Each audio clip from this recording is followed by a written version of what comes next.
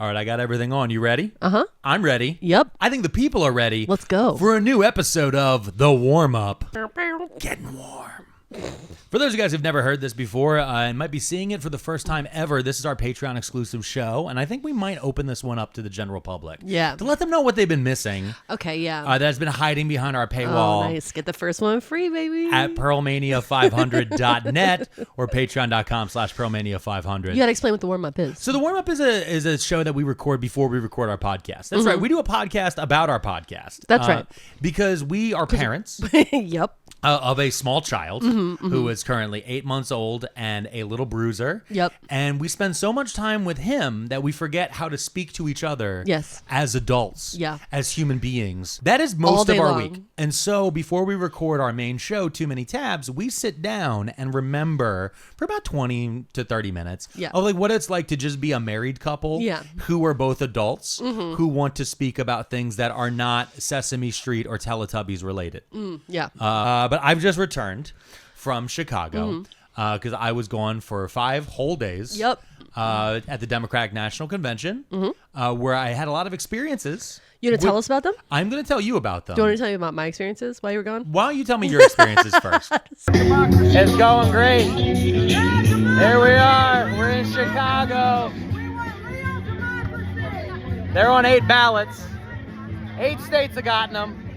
That's about it. Here we go. They all look sane. And I know a lot of people are here to hear about how I bullied Mike Lindell. The MyPillow Guy. So I want to, so for those of you guys who might have seen the clip, Jolly Good Ginger and I was screaming at Mike Lindell. Jolly Good Ginger was like just kind of doing a jokey thing. But that was my 4th Mike Lindell encounter of the day. He was so tired of seeing your ass. Just so you guys know, that was my 4th. So, Mike, I want to ask again, though. So you did shave your mustache off. Yeah, I did it to sneak in to get an incognito here in the DNC. Okay. But you found it out. This guy's a hero. No, right? I know. I found it out This immediately. guy. Oh, I found it out. How did you know? I could smell the crack on your breath. Oh, really? Yeah, no, but that's fine. But listen, I want to know. I want to know. Jesus loves you. No, I know. No, I understand. Jesus loves you. No, are you a Christian? No, I'm not. You know who's So, your Lord and Savior? It's not you, so don't touch worry me. about it. Okay, I won't touch me. you. But I do want. Lord and Savior, Jesus Christ? It would be you if you I'm give me a gonna pray promo for you. code for I'm gonna pray MyPillow. for you. Can I have a MyPillow No, promo you need code a just promo like code, Jack Box Abaya? Because I wonder how you sleep at night. How I sleep at night? What do you have? Do you have a? What? I'm a creator. I'm a content creator. What's your Twitter? I don't know on Twitter. Why would I be on Twitter? Twitter's a waste of time. So what are you on? I know that I'm on TikTok, on Instagram, on all the different things. Ask your TikTok viewers. This is Mike Lindell, one of the Mike most Lindell. successful businessmen in America. Yeah. He overcame a crack addiction and inspires hundreds of thousands, if not Hundreds of millions. He inspires hundreds. He inspires hundreds of thousands of old people to buy broken pillows that he sells. No, that's fine. In Minneapolis, my friends, when I quit crack by the grace of God on January 16, 2009. On January 6th? 16. Oh, okay. Not when you were hiring buses. Now when you're hiring buses to send people to an insurrection? So the thing that happened was, at first, was I was being interviewed by some radio station. I'm sitting off to the side, and I look over in the corner, and I could see the Midas Touch camera crew and some other content creators, like, talking to someone animatedly wearing a hat. Yeah. And so as I got closer, looking like Carmen Sandiego out here. So as I got closer, someone's like, "That's Mike Lindell," and I went, "No." He wouldn't. And then I got a little bit closer, and like the cameras were on him. So there is a clip which I think the Occupy Democrats reposted, and I think Midas Touch had for like a little bit of me stepping in, and be like, "Where the fuck is your mustache?" Because I legit was upset he shaved the mustache off. So when I saw he shaved the mustache, I was like, bro, it's on like Donkey Kong. But also more importantly, Mike Lindell and some of these other guys personally financed January 6th. Yeah. And then it was actually cut from one of the videos I screamed at him. I screamed in the concourse, "That's Mike Lindell. That's the man who funded January 6th. And now he's here in our hall." Yeah. He funded that shit so the line of "shove your promo code up your ass" was me yelling, he funded that through shitty promo codes. "Shove your promo code up your ass, Mike Lindell." And that's when I saw Secret Service come around the corner, and I did one of these, whoop. I just threw my hands up and I went, let me just come around this corner. But when it comes down to the whole journalist versus content creators debate, no journalist was going to do that. No. Not one of them. No one working for any organization is going to confront Mike Lindell. No one is going to confront Charlie Kirk. And Charlie Kirk is there with a press pass. A lot of these guys got press passes from other conservative organizations. The Epoch Times was there. We've covered the Epoch Times on this podcast. It is the same. It's owned by the Falun Gong, which is the same cult that owns Shen Yun. Yep. There are all sorts of organizations and news groups and all these different things. Completely. There's something like 10,000 journalists there. So I'm back at the United Center again. You can see it right here. There it is, Democratic National Convention. I'm in the media area. There's people who are filming right now. But over here, these are all of the trailers. These are all the different media orgs. I just want to point this out because I'm seeing a lot of complaints about content creators being here. And those complaints are coming from the media. They're upset that 200 content creators got given press badges. There are something like almost 10,000 traditional media people here, whether that be the networks, whether that be photographers, that be journalists in general, and all these different things. And you know what I'm seeing a lot of them do? I'm seeing all of them point their cameras in the same fucking direction. I had a lot more conversations off camera than on because, number one, a lot of people expect me to be ranting behind my desk here at home. Yeah. A lot of people look for that more, and I think that usually does better. People, when I'm outside and I'm recording things, it does okay, but it's never the same, so it almost feels worthless to post it. However, what I was having conversations with on the political side was talking to staff members of different politicians who I want to see do well and kind of doing informal consultation of being like, hey, you should reach out to content creators in your district. Yeah. People you know who are around there and ones whose policies you will touch. And once you find one, ask that content creator for 3 other content creators that they know. Yeah. Because everyone's algorithm's different. And that was the thing I tried to break through a lot of their heads about the difference in algorithms. Me, as a 40-year-old white man, is going to have a different algorithm than an 18-year-old black kid, who's going to have a different algorithm than a 60-year-old Asian woman. Like, it's as you go and start to look at this different stuff. My wife, who's sitting across from me, who shares the same bed as me, has a different algorithm than I do. Mine is fucking lit, dude. Hers is so much more fun than mine. Brick, I built that. So much more fun than mine. But that was a big thing I was trying to get through, especially to the staffers who can then try to explain this eventually to the 60-year-old congressman that they work for. Yeah. Like, more on that side. And then telling them when they would ask me about messaging, I'm like, well, what have you done well? You can't just message yourself out of nothing. You Bianca Del Rio them? Yeah, I did. What do you mean? Let me ask you a very fair question. What do you do successfully? Quickly. So, I mean, I try to be nice until I can't be nice anymore whenever I'm in any of these type of meetings. Yeah. You know, in general, whenever I meet with a politician, I try to spend more time advocating for them to do better to their face. Because how often do you get to talk to a senator or a congressman or a governor or anything else? So when I can get in the room, I'm usually trying to push them in a direction. I need to interrupt you. Yeah. I love that the internet, some of the internet, believes that you are, I don't even know what's the right word to say. What do you mean? Like, they think that you're getting paid by this secret cabal, right? They think that I'm being controlled. They think you're being controlled. It's the opposite. But it's not even that. It's like, they think that you're being sent out with marching orders. Yeah. This is what your TikTok needs to say. You need to tell people he chopped off the head of a whale, right? Like, that's what they think is happening. But instead, what's happening is you're being somehow allowed in these rooms with senators and congressmen and state reps. They're all wearing their suits with their PAs next to them. You roll in with your jeans and a t-shirt. I was wearing a Go Birds shirt. I was wearing a Go Birds Eagles shirt. And you just start bullying them. I have to. I know. When else am I going to fucking do this? It's so funny that people think they're like, he went to the DNC. Clearly, everything he says is what they're saying. And meanwhile, you're just like, you know what? You need to fucking get your communications team together. Or you guys need to fucking raise the minimum wage and stop fucking talking about it for 17 years. Yeah, exactly. And if you can't, you need to tell us what's in the way. And in the case of Pennsylvania, it's the fucking state Senate. Oh I've been yelling for a year. at every Democrat I could fucking meet with, like, could you please make it clear that if we flip the state Senate, if we could get a majority or however much we need. Yeah. The second we have +1 chair, yeah, that we're going to raise the minimum wage. Could you just fucking say that? I'm going to be crazy and throw that shit out there. Yeah. This is what I'm usually yelling in the background. And then they're like, well, never meeting him again. And I'm like, good. Good. You shouldn't have met me in the first place, idiot. What am I doing You here? saw me curse out Taco Bell about Mexican fucking pizzas? And you think I'm angrily reasonable. Yeah. That's my shtick.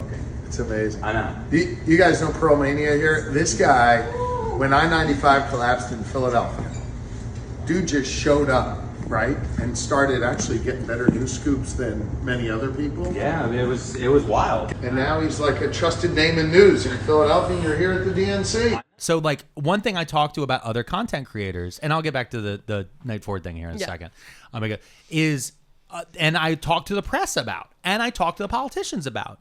Content creators are held to a different standard. And I like to use the term content creators over influencers because I think influencers has a negative connotation to it. Content creators are looked at a different standard when they film content about anything. Yeah. So me being at a Democratic National Convention, me holding up a bottle of water with the label out, me doing anything has a subconscious meaning that I'm endorsing it. Yeah. That I'm full-throated saying you need to not only buy this, you need to buy into this. That's not what that means. What it means often is we're just trying to show you what we're seeing. Now, are there content creators who are trying to sell you? Yes. Were there content creators who were there who were trying to sell you? Yes. Are there people who have other threats? Yes. And if you want perfect examples of that, Charlie Kirk of Turning Point USA, Elon Musk, these are influencers and content creators who are openly, repeatedly trying to change the narrative to push their side. Yeah. Over and over and over again. So if you have that smoke for the 200 content creators who were there for the Democratic National Convention, please have that smoke for Charlie Kirk, Jack Posobiec, Elon Musk, and others. Please have that smoke for those same people, because that's the world we're living in right now. Is one side gets to get away with it all the time and be told that's just how it is, and when the other side tries to counterpunch in any sort of way while trying to do it in an authentic way where they are just literally just offering us access and saying film what you want to film, not telling us what we can and can't have to do, like that is different. Now with Hasan getting kicked out of the suite, I don't know about that one. It's night 2 of the Democratic National Convention. I'm back in the rafters, and just so you know, that's Hasan's streaming. That's where he's streaming from. So I texted Phil Defranco. I'm like, "Where are you?" And he's like, "We're up on the 300 level. He's like, we wanted to have good seats for the Beyonce." So I go up, and I find him, and immediately as it gets closer to gavel time, like as the actual festivities are supposed to start. Yeah. It filled in faster and I swear to God, it's because of Beyonce. Yeah. Because of the rumor of Beyonce, everyone rushed in. Every chair was taken. And so what they had for the content creators on the 300 level was you could sit wherever you wanted, but those are also press seats. Yeah. So in total, there was 50 content creators down the floor. There were 50 content creators up in the skybox. There was maybe somewhere between 50 to 100 content creators taking up the press seats. On that row, that level, I want to say there's something like 3,000 seats on that level. Maybe, I don't know, maybe 2,500 seats. The press spent the next 4 days complaining about 75 of them being filled with people. Yeah. Who will be, and I want to remind you guys, most of the press that I'm being surrounded by, a lot of them were producers, a lot of them were editors, a lot of them were camera people during their time off. Some of them were anchors who currently weren't anchoring. Yeah. And anyone else who worked for a newspaper had a fucking laptop in their lap. I was sitting surrounded by people with laptops in their lap or filming, all from the same fucking direction. Yep. And so they were bitching about content creators being there. And I want to just keep harping on this because when they're recording people, you can see, I have a video somewhere of me showing the bank of all the cameras. And this is true for every press event I go to. They are told, set your camera up here. And they all do. They all set them up in a line. And so the difference that you are seeing between the different networks is about 1 degree of separation, but all from the same perspective. So with the content creators, you had people who were coming there who were looking at it from the perspective of gay rights, looking at it from the perspective of Palestinian Americans, looking at the perspective of working class Americans, looking at the perspective of Asian Americans, of these Americans, all these different things that they're bringing to the fucking table. And the journalists are looking at it from the perspective of the advertisers and shareholders who own Comcast. Yeah. Because that is NBC. It's the fucking Comcast Corporation. But enough about that. I'm sitting next to Phil DeFranco. Okay. We're sitting there and we're listening to the speeches and we're having a good time. We're just kind of chit-chatting in general. We're surrounded by NBC. Mm-hmm. Surrounded. And NBC, they held seats and they weren't allowed to do that, but they did it. Bitches. And not only did they hold seats, they forced their interns to do it. Well, that I was like, out. I was like, this one girl legit was laying across 6. She was laying across 6 chairs. Oh my God. And people were like, are those? And she's like, yes. And I was like, I would have sat on her hand. No, but I legit was like, I'm like, so your friends really? Oh, she's like, it's not my friends. They're my bosses. And I was like, you should quit. Like, you should just quit. Yeah. So Adam Kinzinger gets on stage. Okay. Do you know who that is? No. Adam Kinzinger was a member. He was one of the few members of the January 6th committee. Okay. Who was a Republican. Oh, he was the Republican guy. Yeah, and he got kicked out, or he then left the Republican Party in general. I think he still calls himself a Republican. But they wanted to make a big deal, and this is a big thing with the DNC when they love to do this, where they're trying to reach across the aisle, because they would much rather, Democrats would always much rather activate a Republican to vote for Democrats than try to find new voters. So he gets up. And he starts talking about being a Republican and how much he loved Ronald Reagan. And my body could not stop. No, that's exactly what happened. I legit went, boo! Boo! Get out of here. I couldn't stop. And to the point where everyone in NBC turned and looked at me like I was a psycho. Yeah. Because I'm like, boo! What are you talking about? And I finally was like, Jimmy Carter's still alive. Yeah. Jimmy Carter's still alive. Why are we talking about Ronald Reagan? This is Jimmy Carter's party. Yeah. Dude, and Phil thought it was the funniest fucking thing in the world because he was like, I'll never forget that. I was like, I can't. Because that was the other thing I noticed too, is again, we're this whole ring of reporters. Yeah. On laptops, on Twitter.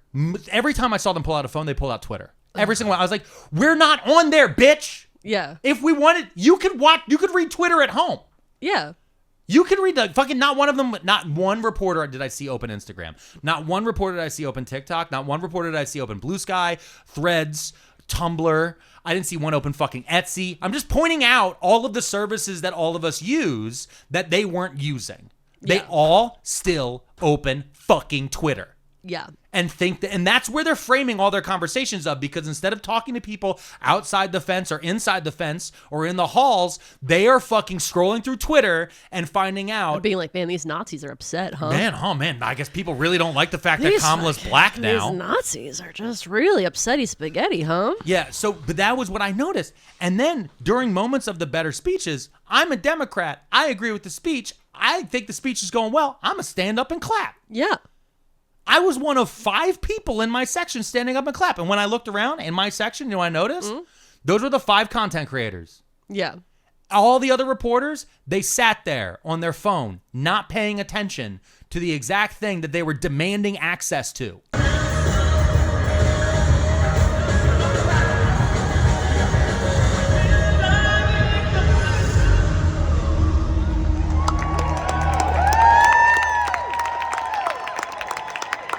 I just watched Stevie Wonder do a sound check.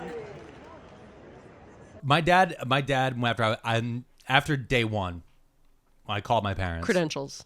I was bitching about the credentials. And my dad was like, Alex, I want you to think about how many people are not there. Yeah. And I did. I had to sit down. I sat down and thought about it. There was maybe 20,000 people inside the United Center. Out of a nation of, as of 2022, 333 million. Yeah. So I was part of 0.006%, a fraction of a fraction of a fraction of the nation, to see one of the 2 people who may become the next president of the United States give her historic speech in front of the world. Mm-hmm. And I had to keep that in mind. Yeah. And it was a difficult thing to keep in mind because I was surrounded by people who have A, done this before, or B, expect to keep doing this. Yeah. And I think the content creators, and again, and the regular people, the security guards, the people who were selling pretzels, the staff, the volunteers, the cops, the fire marshal, all of the other people around, I think all of us were like, this is crazy. Except for the people putting it on and the people who are supposed to put it out. Yeah. I think like that. And then looking at, there was 2 moments during it that I had to keep thinking of. The night Kamala Harris accepted the nominee was exactly 30 days from when Joe Biden stepped down. Yeah. And the fact they pulled it together and were able to get this off. Incredible. Number 1. Number 2 was, I think it was during the second night, the Democratic National Convention. They had a moment where they showed that Kamala Harris and Tim Walz were doing an event in Wisconsin. Mm-hmm. And they seamlessly cut from the Wisconsin event to the Democratic National Convention at the United Center. Yeah. And it was really cool. And I would like to point out that is the exact thing that Vince McMahon tried to do at WrestleMania 2. And it is considered the worst WrestleMania of all time. And Kamala Harris, 40 years later, fucking hit it out of the park because J.J. Abrams was in the back and I got a fucking selfie with him. Bitches, where's that button at? That's right. I met Star Trek people. I met so many Star Trek people. I left lines. I saw a Star Trek person. I chased him down. I met the doctor from Discovery. And I was like, I'm a big fan. I don't remember what your character's name is. Whatever. But I know you Star Trek. Click, click. Selfie, bitch. This has been an episode. I think I'm more warm than I've ever been. It's not even a warm-up. We're fully into the exercise, right? Yeah. Like, this is the workout. This is the workout. I think that's a good one. No, I think, yeah. No, I think I'm good. I think I'm limber. What's this week's episode going to be about, Mrs. P? It's going to be about a lady named Henrietta. Henrietta? And she is pretty cool. I accidentally created a theme this month. I didn't mean to. Okay. But more will be revealed. Okay. And that'll be on the September 1st episode. That'll be out September 1st on all of the podcasting devices. Listen, and it's on gonna be September super good. 2nd on YouTube. Yeah. But for everyone who has enjoyed this, and if you've always been looking for more content from us, it is behind the paywall of Pearlmania500.net. You can get over there to go find more of these type of off the wall podcasts from us versus Too Many Tabs, which is our research weekly. Our Too Many Tabs is really on the wall. That's what people say about our podcast. On the wall, from the window to the walls. Oh man! Oh, I forgot to show it. Hold on, just for those of you watching the video, I'm so mad I wasn't wearing this shirt. It's a T-shirt for the listeners that has a bald eagle wearing headphones. The headphones have American flags on them, and it says "Sorry, can't hear you" over all this freedom. And we bought it at a grocery store. Yes, 2 years ago, and I'm very mad I wasn't wearing this shirt as I told Mike Lindell to suck my dick because I feel like when they yelled "Stop yelling," I was like, no, shut the fuck. Never. You can't tell Alex Pearlman to not talk. No, you really can't. But what you can tell me to do is to join our Patreon, Pearlmania500.net. Thank you guys so much. Let's play that outro music, and then we will get the real show started. We got warm. I'm very well known for yelling. I'm very well known for having red hair and yelling. But there's one other guy. There's one other guy who's really good at having red hair and yelling, and it's this motherfucker right here. This man has yelled at not only Charlie Kirk, but also Benjamin Netanyahu. Yes. And who else? Go down the list of all the different people who've been yelled at. I yelled at Mike Johnson last month in front of the Capitol building. Yep. Seinfeld, right? Yeah, yelled at Seinfeld. Yeah, you yelled at Seinfeld? I forgot about that. Yeah, I'm sitting at home behind my desk yelling at the world, and you're walking around yelling at everybody. Exactly. And that's what. So, listen, me and this man right here, we make beautiful dances together. Apparently, last night after a few White Claws. If you haven't seen the video, don't go find it. And please don't tag us anymore. But everybody knows I love Jolly. Jolly, do you love me? I love Pearl. I love Pearl. There we go. When I first came across him, I'm like, is this guy trying to be like me? Then I realized, wait, I like this guy. I want to be like him.